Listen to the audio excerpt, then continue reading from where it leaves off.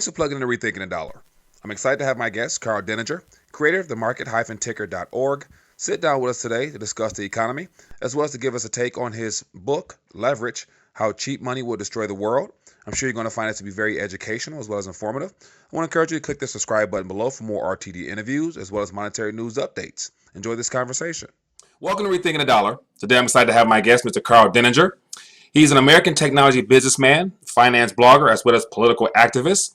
Mr. Denninger is a founding contributor to the libertarian-oriented finance blog market-ticker.org and has used the internet to bring attention to his concerns, which is our financial system.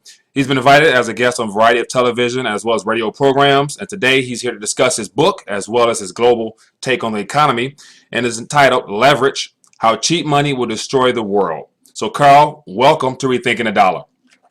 Thank you for having me on. Well, I appreciate you taking time to sit down with me to discuss your book as well as give me your take on the economy currently.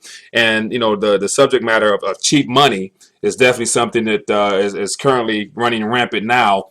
So without further ado, I want to dive into some RTD questions. And the first one being, what comes to mind when you hear the words rethinking the dollar? I believe that people need to understand how currencies actually work in the real world. We have a view of them as a means of buying things. Of course, you get paid in dollars if you work in the United States. You pay your taxes in dollars, and you buy your food and your gasoline and the other commodities and services that you consume. But not a lot of people really understand exactly how this all works and how do they come into being. What does a dollar actually represent, and who controls that process? We have a legal framework that is supposed to be in place, and it is not followed very well in the execution. And in fact, I think it's fair to say that it hasn't been followed even in the idea since the Constitution was originally written and passed in 1789. So there's certainly some problems with the way that we do things nowadays from a historical context. But in order to understand what we should be doing, you first have to understand what we are doing.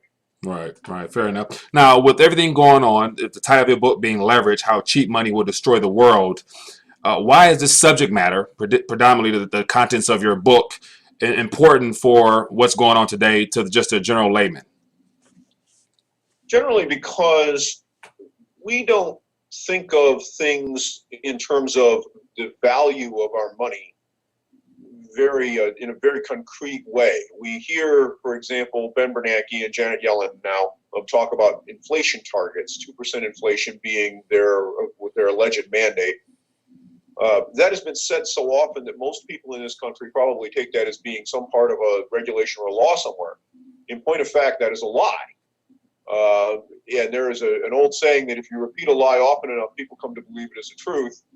And that is part of what's happened here. So there is much in relationship to our monetary system that is intentionally distorted for the benefit of people who would like things to be different than how they really are. And if we're going to make progress as a society and solve some of the problems that we have, we need to take these things on, because in order to actually fix something, you must first diagnose where the problem lies. Right. If your car is making a weird knocking noise, whether you need to put oil in the engine or whether you need to buy a new engine depends on your ability to diagnose why it is making the noise that it's making. And if you don't do that correctly, then you're likely to cause more damage rather than actually do something that would bring benefit.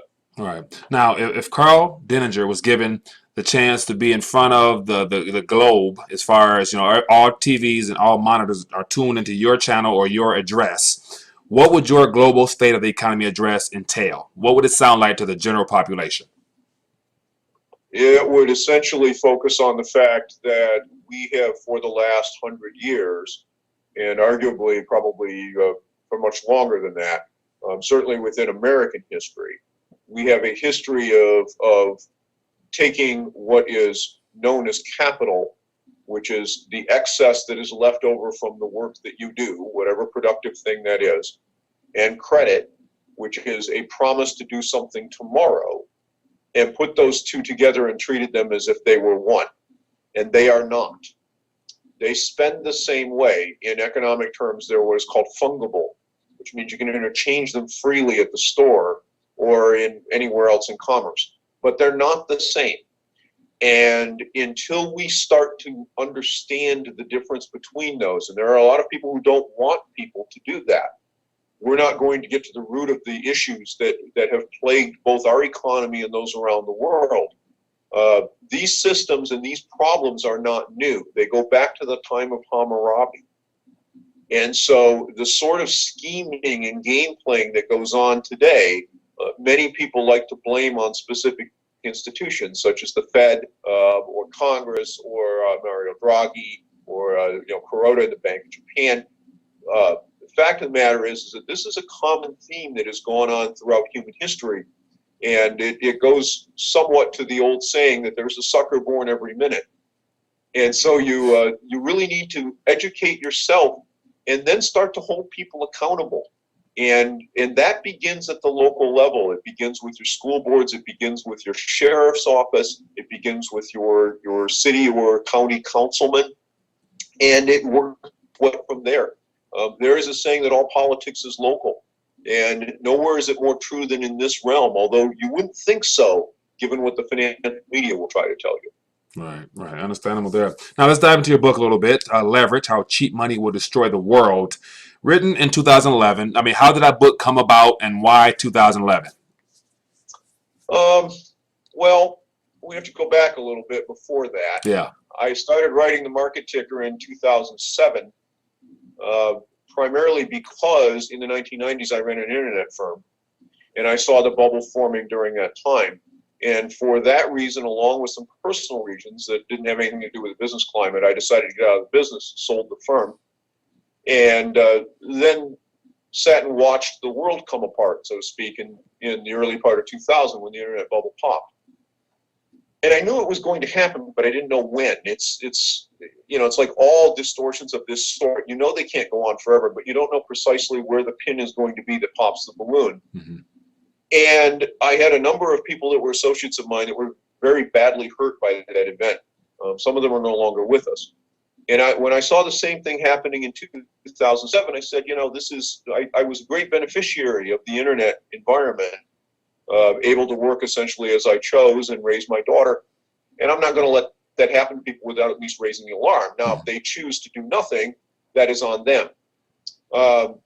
After the crash and the false recovery began in 2009, I saw that there really hadn't been any change in the system, that they just put a Band-Aid on a sucking chest wound, if you will, and replicated the same sort of things that had caused all of this trouble. So I was getting a lot of heat from people telling me that I should take all of my writings and just condense them into a book. And I said, no, first off, that kind of thing doesn't sell. Yeah. And one of the reasons it doesn't sell is because if you don't have all the context, it's impossible to follow along. So if you hadn't been reading my stuff from back in 2007, what I was saying in 2011 might not make any sense. Mm-hmm. And trying to go back through several thousand articles over that period of time is an investment in time that most people won't make. So I took a different approach and said, okay, let's look at this analytically. What did we break? How did we break it? How is it manifesting in the economy? And if we're going to do something about it, what would we do to fix it? Okay, so there were a lot of books that were written in aftermath of the crash that were basically, this evil SOB did blah. Okay, and I mean, they were all over the bookstores.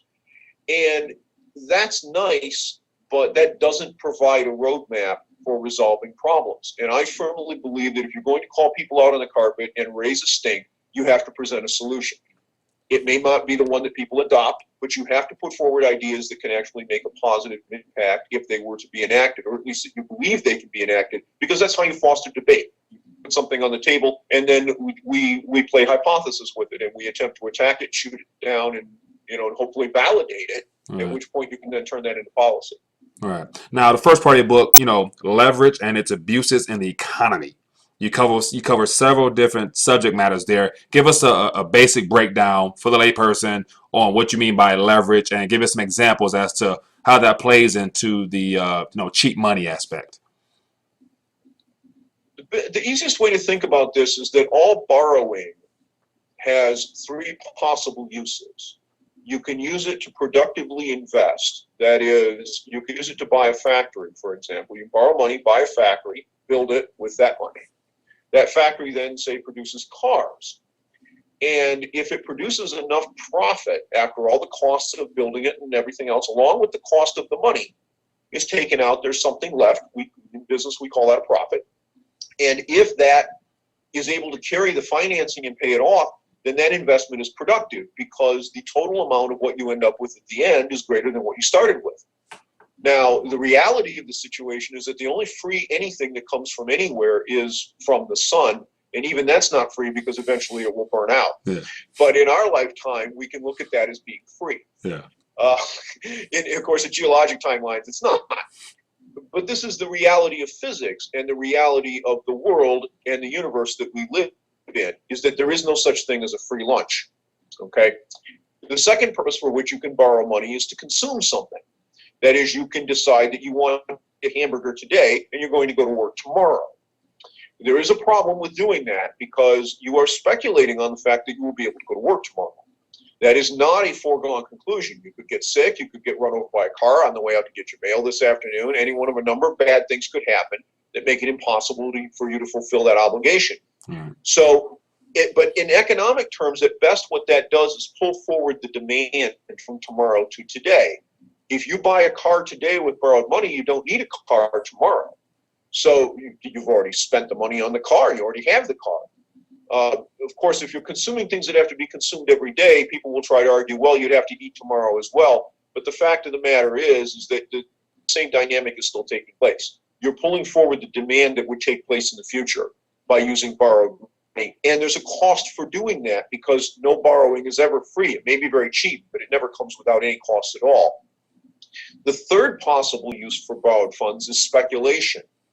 And that's what happens when you go out and you do something like buy back stock or buy stock or otherwise essentially bet on something where the value can only be realized if some greater fool comes along and pays a higher price tomorrow for what you bought today. That is the genesis of bubbles. And one of the purposes of money not being free, if you will, or very cheap, is that the cost of that should be high enough that this is an unprofitable endeavor. In other words, on balance, if we take everybody who speculates in the stock market and add in the interest costs of the money, most of them, the majority of them should lose.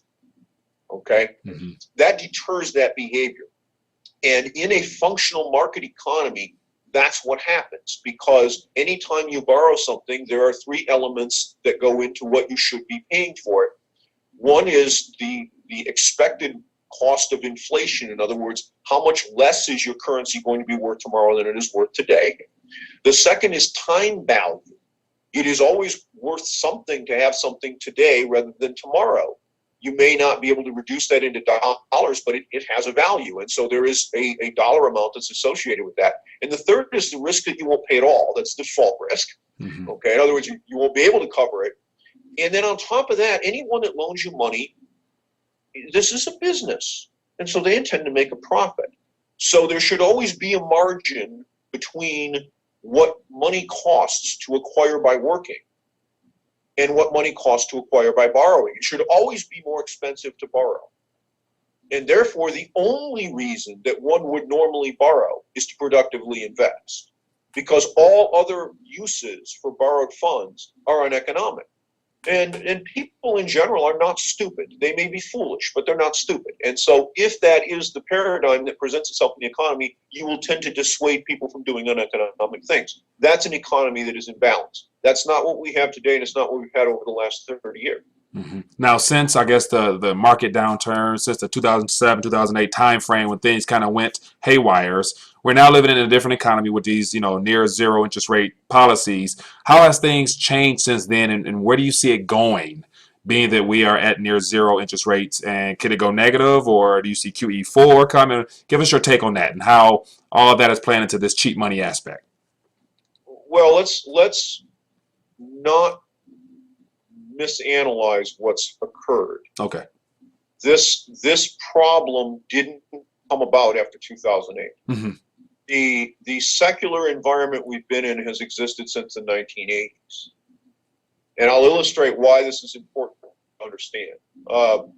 Back in the 1980s, it was very common to be paying 14, 15% interest on a mortgage. Okay? So let's assume that we started this cycle at a time, just because it makes the math easier, when interest rates were 10%. And so you can borrow $1 million as long as you can pay $100,000 in interest. Okay? Mm-hmm. So now you can use that $1 million, and as long as you can come up with $100,000 a year, you can have that $1 million to use forever. You never need to pay it back. You simply need to pay the interest, the $100,000 every year in interest. So this is what people did. Businesses did this, governments did this, schools did this, cities did this, people did this. And they spent $1 million. Now, and as long as you can go to work and earn $100,000 to pay for it, or your government can tax $100,000, this is a stable situation.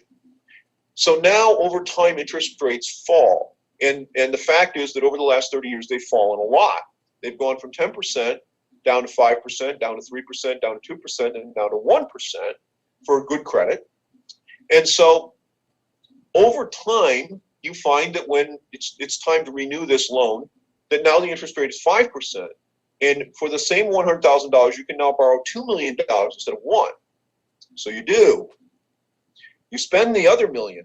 Now you've got $2 million outstanding, and you're still spending $100,000 a year to keep it out. Over the next years, the interest rate goes to 2.5%. Now you can borrow $4 million.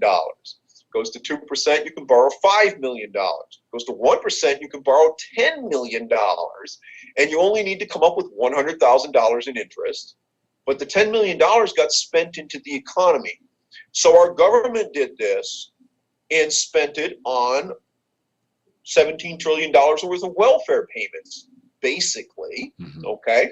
Your school board did the same thing and spent it on $10 million worth of a new school building instead of appropriating the taxes that were necessary to cover those expenses. The roads were built the same way, all of these other, so it's not just private industry, but private industry did it too. Corporations have gone out and bought back a tremendous amount of stock with borrowed money, and they haven't paid any of it back. And for those people who say that we delevered during the 2008-2009 timeframe, that is a lie. If you look at the canonical source of this data, which is the Federal Reserve Z1, it comes out every 3 months, mm-hmm. You will see that never happened. The only place that we saw leverage come out was in home mortgages, and that's because so many people defaulted and couldn't pay. But in all the other categories, credit actually continued to rise. And in fact, among corporate borrowing, it only went down for 2 quarters and by a very small amount, and then it began rising again. So for those people who think that there was some great deleveraging act that occurred, it's not true. What did happen was the banks, which had loaned money to each other, backed by dodgy instruments that weren't worth anything, managed to get the federal government to transfer that risk to them, in other words, to you.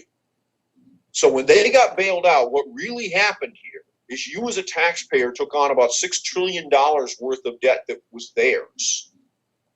Wow. And if you look at the Fed Z1, this shift is very obvious. It's blatant and it's unmistakable. It is of such a large magnitude that nobody can look at it and not see this immediately on first inspection. I put these graphs up about every 3 months, and this was obvious as soon as it started happening. So we have not solved anything. But here's the problem. We got all this so-called economic growth not by keeping the $10 million out, but by continuing to add to it. And when interest rates reach zero, you can't add to it anymore because the rate doesn't go any lower. Mm-hmm. So as a result, I now have a limit on how much I can have outstanding. And as long as the rates stay there, I can keep it outstanding, but I can't add any more to it. So all of this fake growth that is going on has now come to an end. And you're seeing this in the GDP numbers. This is why they say, well, we came out of recession, we should have been seeing 5 or 6% economic growth. We got 3. Why? Because the other 3 wasn't real. It never was real. And yet the price of assets, houses, stocks, bonds, all of the sorts of things out there reflected this view that what had gone on for the last 30 years could continue when mathematically it was impossible. So now we have a buildup in asset prices in stocks and housing and virtually everything else in the real economy that is vastly in advance of what can be sustained, because the expectation is that this growth, this supposed growth that we had over the last 30 years will return. It mathematically can't happen. Mm. So when does that get recognized? Nobody knows, but it's the same situation we had back in 2000 where everything was fine right up until the day that it wasn't.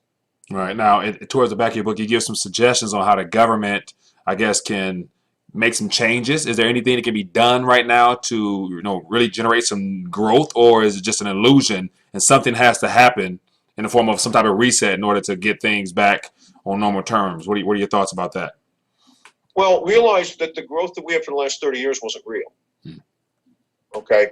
So when you say generate some growth, if really what you're asking for is can we find a way to pull another scam, the answer is that anybody can be suckered for a while, and you can bet they'll try. But the first path to solving a problem is understanding and admitting what you did. Okay? If you're a drunk, we don't argue over how much a bottle of whiskey should cost. We argue over whether or not you should drink it at all. And so we first have to understand that we're addicted to this pattern, but this pattern has reached its terminal end.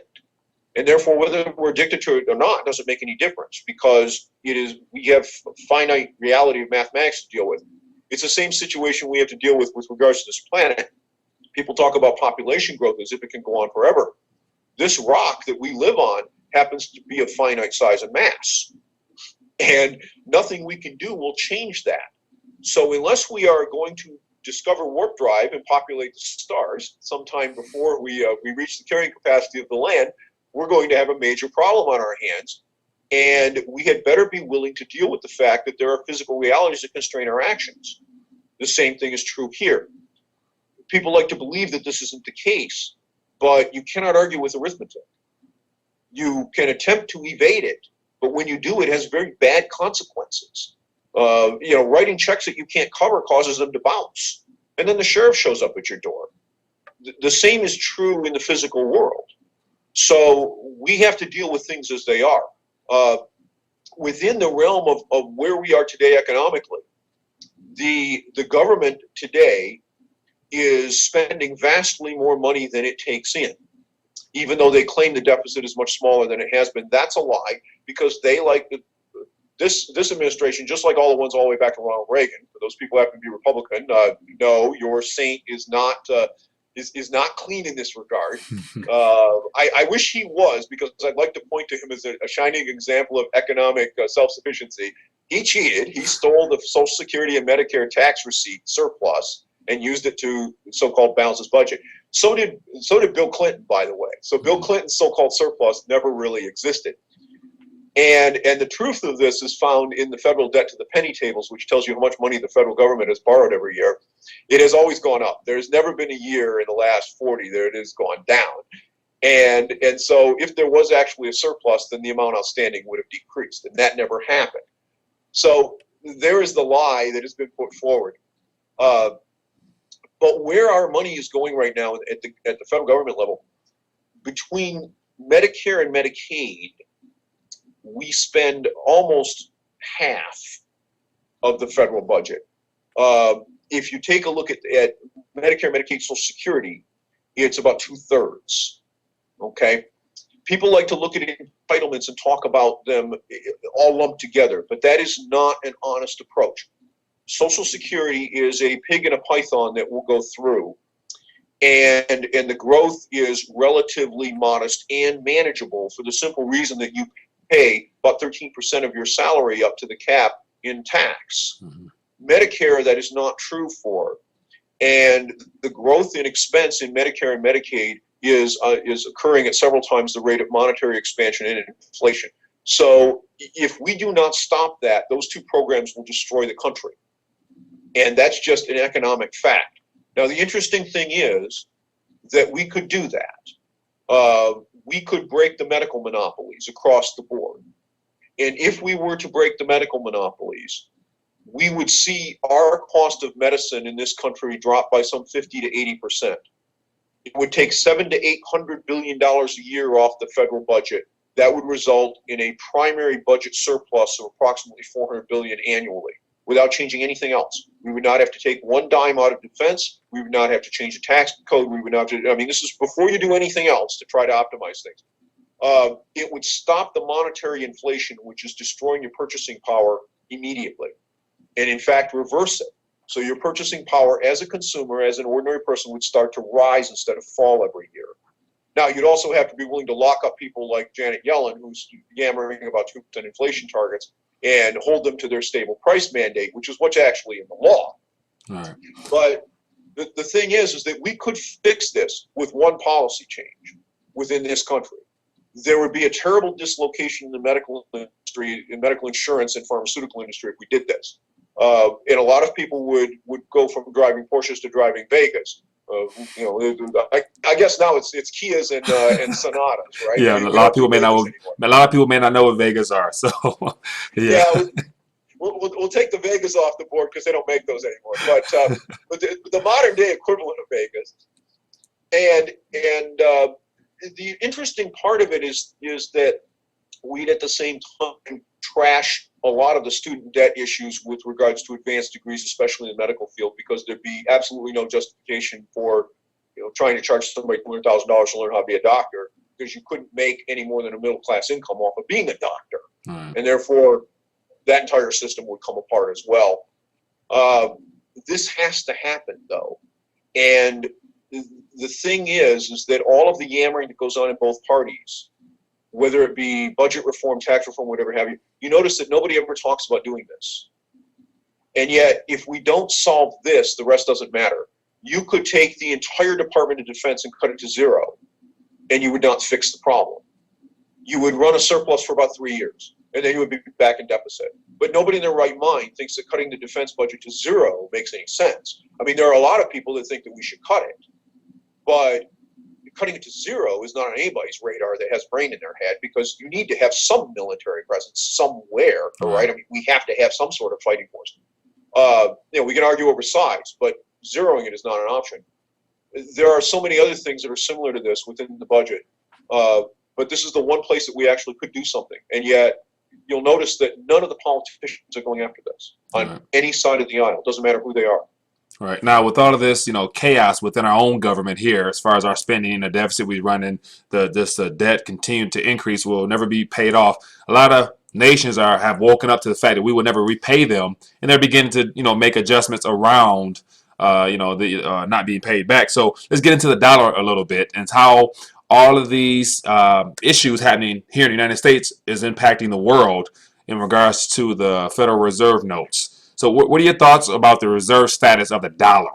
What's the status of it now, and what do you see next couple of years as we continue to, mess up things here back at home?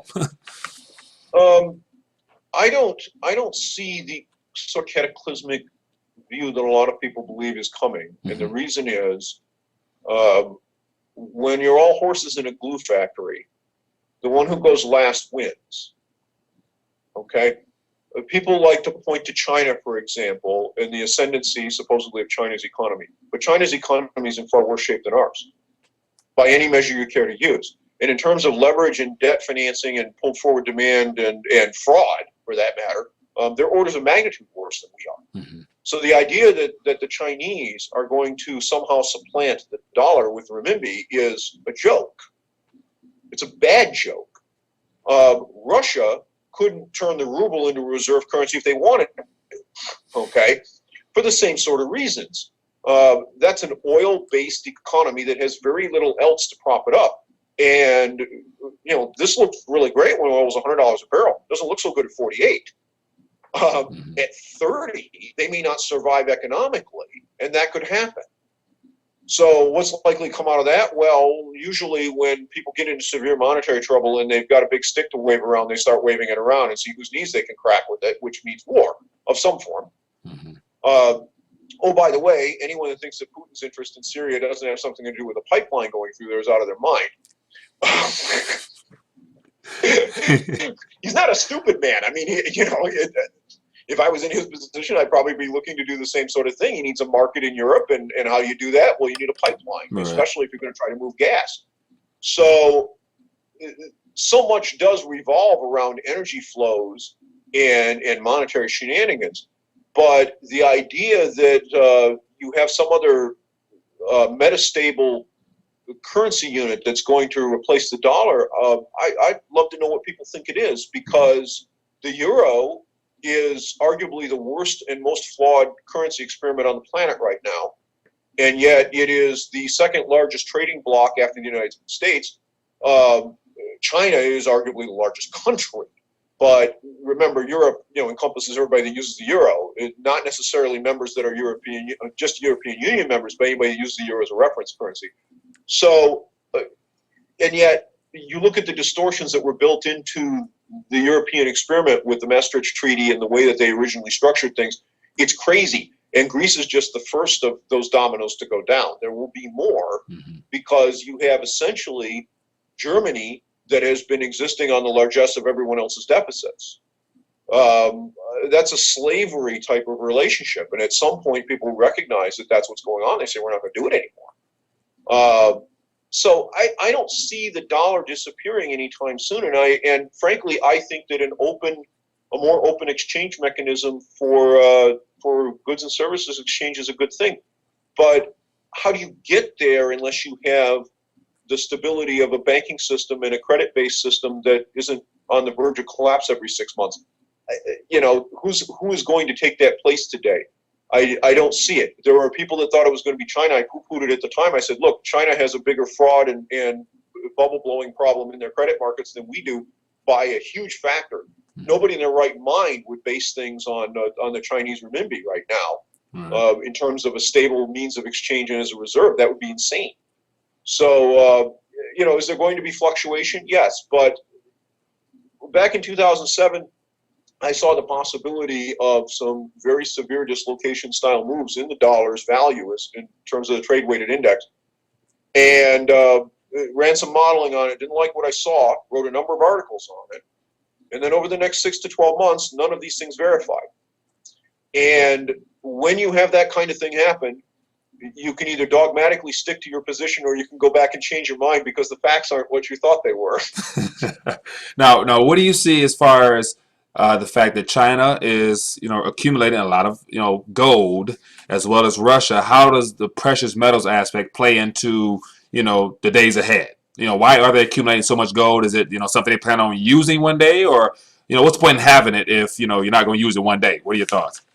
Well, precious metals are useful for things other than monetary purposes. Okay, gold and silver in particular are basic building blocks of the technological age. Both are absolutely essential to electronic devices. They're not used in huge quantities, but they're essential. A stable cost basis is part of having a competitive economy when you're building things. Do I see them as monetary replacements? No, for a number of reasons. One is that they never were. Gold was a great reference metal, as was silver, because it is very hard to destroy. It is very easy to detect if it's been counterfeited, because it has a unique mass. And its physical properties mean that it's easy to assay and test without having complicated equipment. So it's very easy for me as a merchant to devise a way to know that you're handing me an adulterated coin. All right, so it's a weights and measures issue more than anything else. However, as I said, the problem with credit issuance goes back to the time of Hammurabi. The gold merchants in the time of Hammurabi held out chits to people that were supposedly backed by gold deposits, but there were more chits out than there was gold in the vault. Okay, that's fiat currency, and it's exactly what we have today. So, why do we pretend that this is somehow going to go away and go back to the way it was? I keep hearing people telling me that gold is going to go to $5,000 an ounce, and then $10,000 an ounce, and $20,000 an ounce. And my answer remains now as it was then, which is, if you have a gold coin and I have a chicken, how much the chicken costs depends on how many chickens I have and how hungry you are.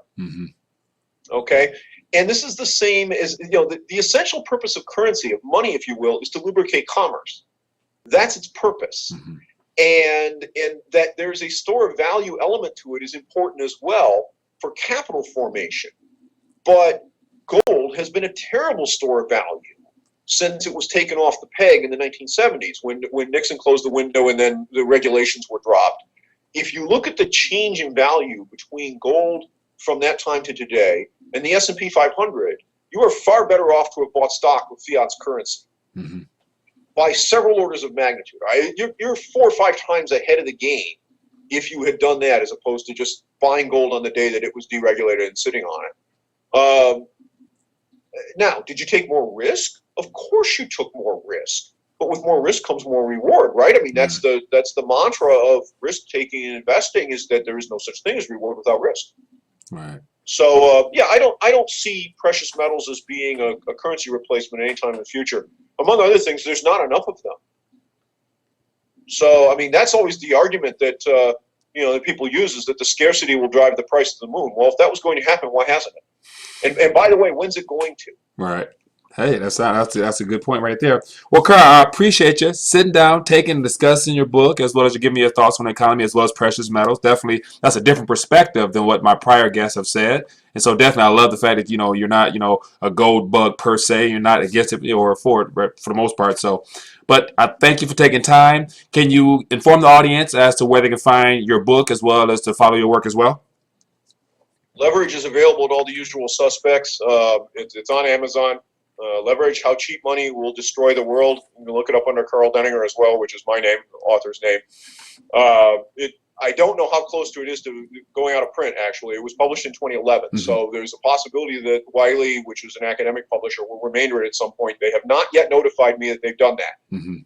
But at the point that they do, it could get kind of hard to find. So if you want a copy, it is available on Kindle, though. I guess those never disappear, right? Yeah, Because they're it's there electronic. forever. And I write a daily blog. It's at market-ticker.org, and I cover not only the economy but also politics and markets in general. Well, Karl, it's a pleasure speaking with you. Look forward to continuing to follow your work, and love to hopefully speak with you in the future as well. Thank you as much. Anytime. Thanks. Well, this concludes my discussion with Karl Denninger. Hope you found this conversation to be very educational. Scroll down below, leave us a comment. I would love to hear your thoughts on this interview. As well, if you feel that this was informative, feel free to share it. Looking forward to bringing you more interviews. See you later.